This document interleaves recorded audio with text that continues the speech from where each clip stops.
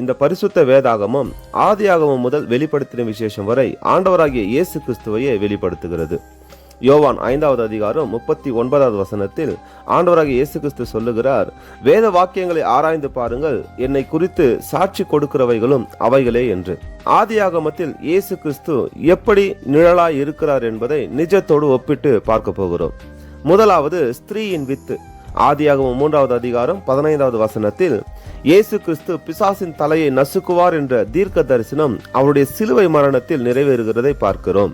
பிசாசின் வஞ்சகத்தால் பாவத்தில் அகப்பட்ட ஒட்டுமொத்த மனுக்குலத்தையும் மீட்கின்ற இரட்சகராக இயேசு கிறிஸ்து வெளிப்பட்டார். இரண்டாவது, ரட்சிப்பின் பேழை. நோவாவின் காலத்தில் மனுஷன் தேவனுக்கு விரோதமான பாவங்களை செய்து அவனுடைய அக்கிரமம் பூமியில பெருகின போது தேவன் மனுஷன், மிருகம், ஊரும் பிராணி, ஆகாயத்து பறவைகள் முதற்கொண்டு அனைத்தையும் அழிக்க பூமியின் மீது நியாய தீர்ப்பை கட்டளையிட்டார். அந்த நியாய தீர்ப்பிலிருந்து தப்பிக்க ஒரே வழி நோவாவின் பேழை மட்டுமே. அதே போல இனி இந்த பூமியின் மேல் வரப்போகிற நியாய தீர்ப்புக்கு தப்பிக்க ஒரே வழி ஆண்டவராகிய இயேசு கிறிஸ்து மட்டுமே. அவரே நமது பேழை. மூன்றாவது, ஆசாரியனும் ராஜாவுமாகிய மெல்கிசேதேக்கு. ஆதியாகமம் 14வது அதிகாரத்தில் ஆபிரகாமுக்கு அப்பமும் திராட்சை ரசத்தையும் கொடுத்து ஆசீர்வதித்த சாலேமின் ராஜாவாகிய, அதாவது சமாதானத்தின் ராஜாவாகிய மெல்கிசேதேக்கு, அது நிழல்.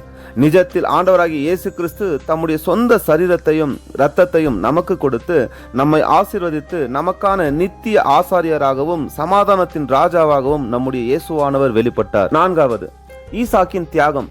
ஈசாக்கு தான் பலியாக்கப்படுவதற்கு தானே விறகு கட்டைகளை சுமந்தான் என்று ஆதியாகமம் 22வது அதிகாரம் 6வது வசனத்தில் நாம வாசிக்கிறோம். இங்கே இயேசுவானவர் நம்முடைய பாவங்களுக்காக அவர் சிலுவை சுமந்து தம்மையே பலியாக ஒப்பு கொடுத்தார்.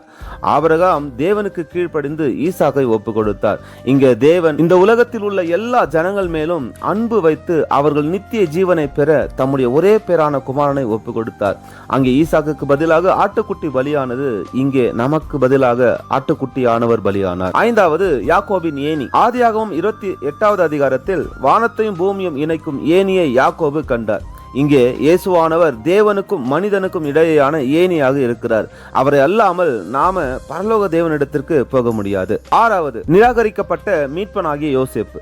பஞ்ச காலத்தில் ஒட்டுமொத்த உலகத்தையும் மீட்டெடுத்த யோசேப்பை தன் சகோதரர்கள் நிராகரித்தார்கள். ஆனாலும் யோசேப்பு அவர்கள் தனக்கு செய்த எல்லா அநியாயத்தையும் மன்னித்து அவர்களை பஞ்சத்திலிருந்து மீட்டெடுத்தார். இங்கே தங்கள் பாவங்களிலிருந்து மீட்க வந்த இயேசுவானவரை தம் சொந்த ஜனங்கள் நிராகரித்தார்கள், கொன்று போட்டார்கள். ஆனாலும் அவர்களுக்காக அவர் தமது ஜீவனையும் கொடுத்து அவர்களை மன்னித்து மீட்டெடுத்தார். அன்பானவர்களே, அநேக நிழலான காரியங்கள் ஆதியாகமத்தில் இருக்கின்றது.